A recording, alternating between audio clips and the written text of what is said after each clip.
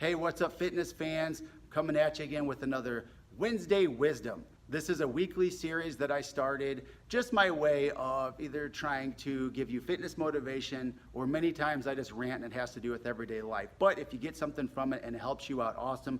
All I ask is that if you like our content and you'd like to see more of it, please hit that subscribe button so that you help grow our YouTube page, which in turn helps us bring you more and better content, including our exercise tutorials, nutrition advice, and of course the Wednesday Wisdom. With that said, this week what I want to talk about is changing your behaviors and your identity. And what I mean by that is it's not uncommon to scroll through your social media feed and see someone who makes a comment like this.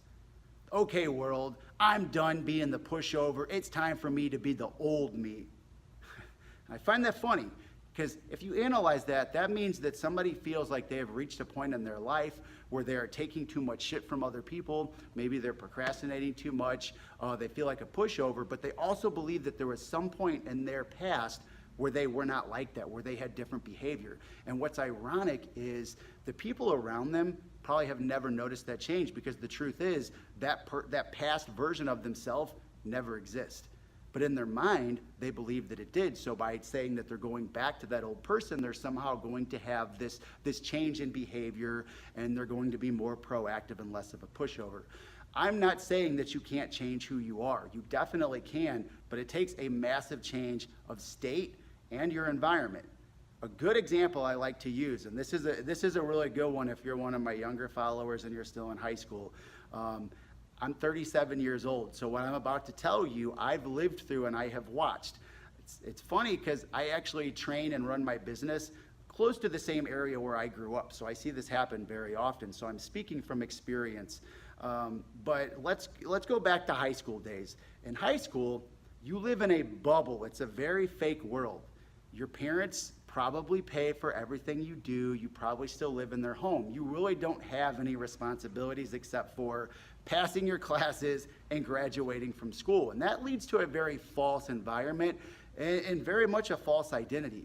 In high school, you also have different cliques. You've got the jocks and the athletes. They tend to be the more popular kids. They're the ones that everyone talks about. They throw the parties. Unfortunately, they also tend to be the ones that bully and pick on the kids that aren't the jocks or the athletes. And then you've got the stereotypical popular mean girls. Those are the ones that think that they're more fashionable, more trendy.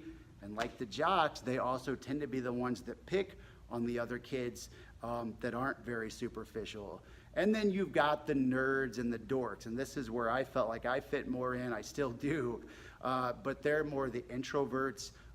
They really don't like attention. They tend to have lower self-esteem. They hide themselves in a fantasy world like comic books and video games. And many times, even if they do want attention, they're very scared to seek it out. And then when they do receive attention, it tends to be the unwanted kind from the other cliques that want to pick on them. And so where the culture shock happens is when you finally get out of high school and into college, or even past college, and you become an adult, it's very funny to watch what happens, because the roles start to flip. The kids that were the jocks and the athletes and the popular no longer have that metabolism or the games or the activity to rely on anymore. And especially after they have kids and family life starts to intervene, they start to put on weight, they get out of shape, their appearance changes as they get a little bit older. And because they tend to go back to their glory days of high school, they never have that motivation to move on and do more with themselves.